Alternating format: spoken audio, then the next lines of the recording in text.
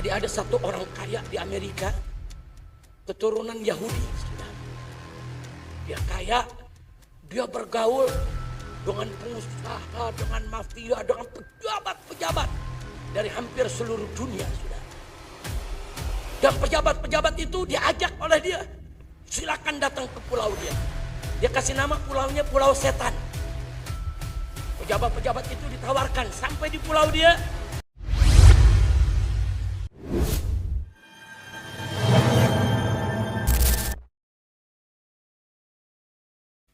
Tentang Subhanul Yom Rijalul Qad. Pemuda hari ini, pemimpin hari esok. Ini penting sekali.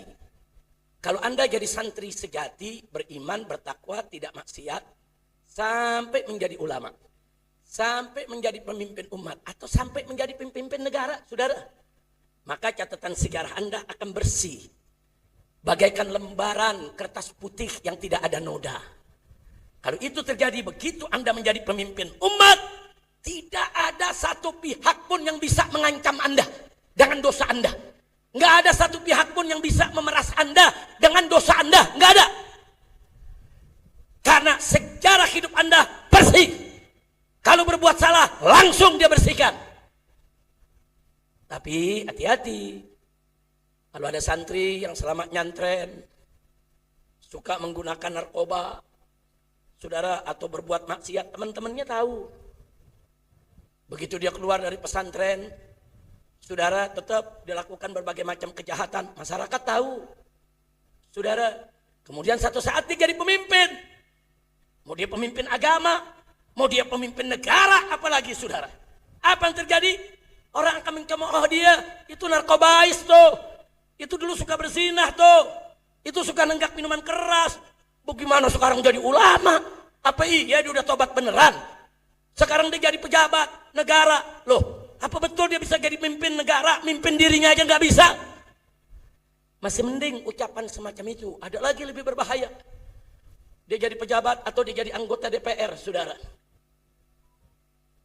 Masyarakat yang tahu kesalahan dia, yang pernah ngerekam atau menjadi kawannya, saudara, satu saat didatangi.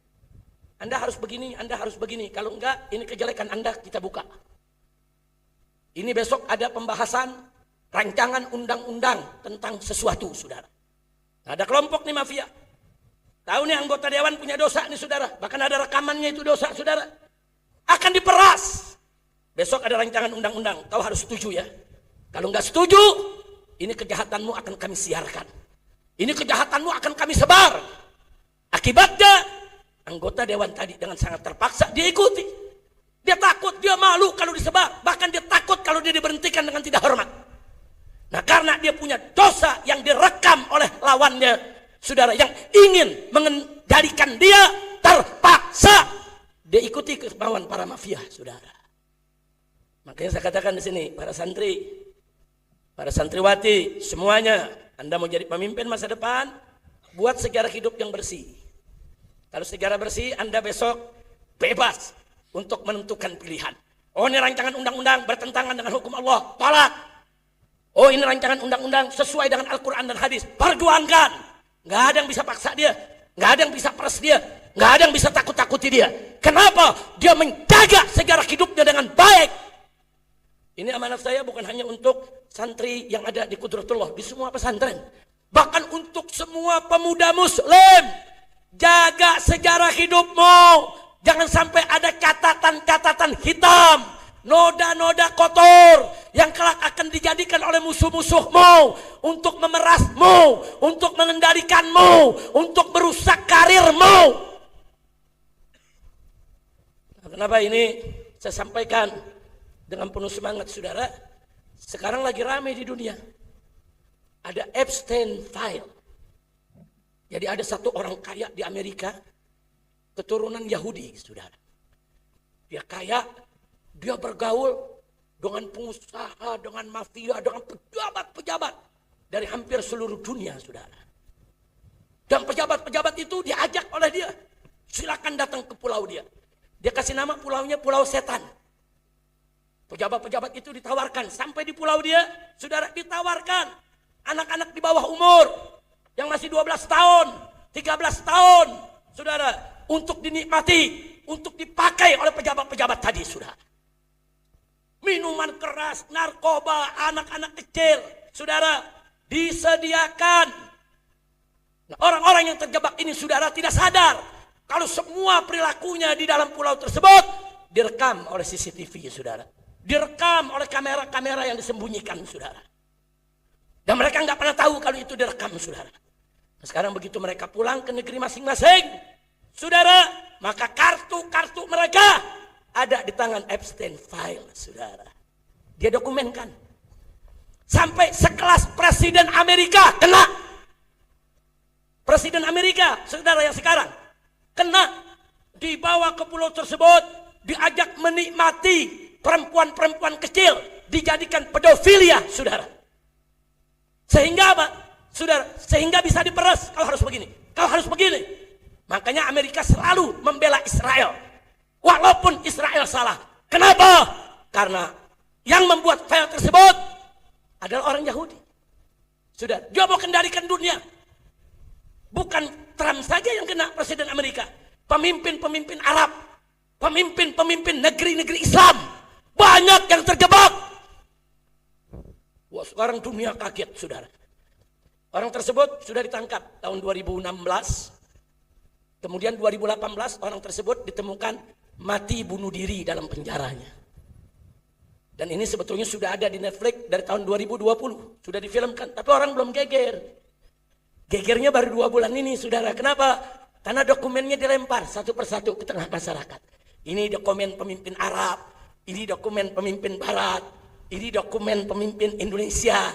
Sudah dikeluarkan satu-satu, saudara. Geger di mana-mana. Ya, umat kaget. Tapi maaf, saya pribadi nggak kaget-kaget banget, saudara. Kenapa?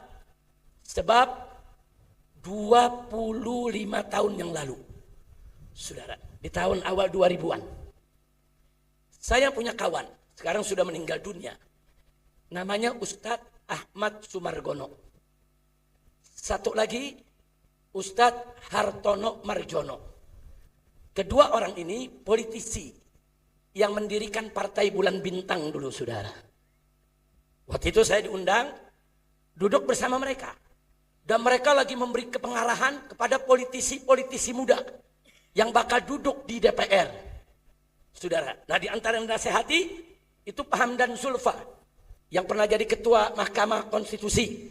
Itu juga dari Partai Bulan Bintang, saudara. Nah, yang saya mau cerita bukan partainya, ada nasihatnya yang menarik.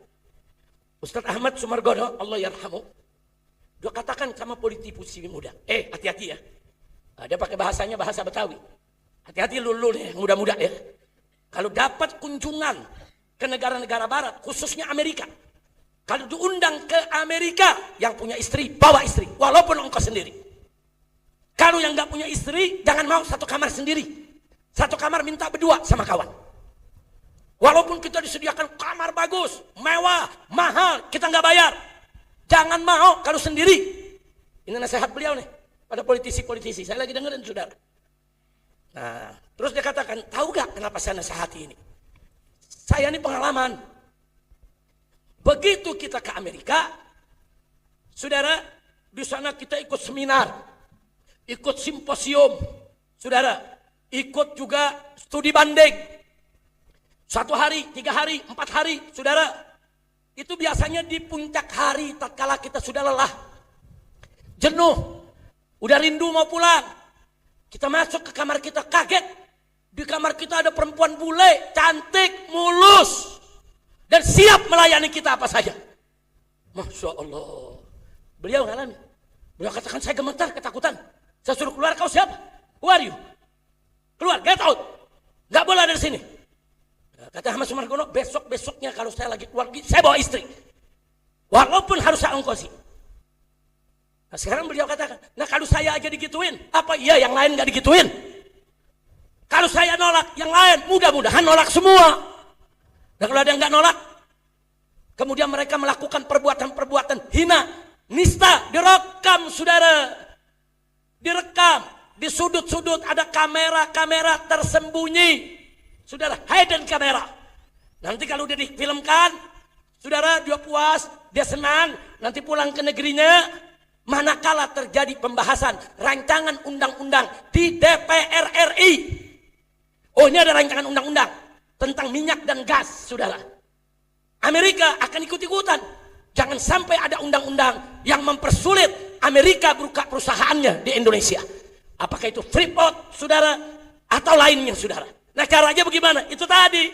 Begitu ada pembahasan rancangan undang-undang, orang-orang anggota DPR yang terjebak akan dikirimi berkas, saudara. Ini berkas Anda ya, atau tanggal sekian, bulan sekian, tahun sekian.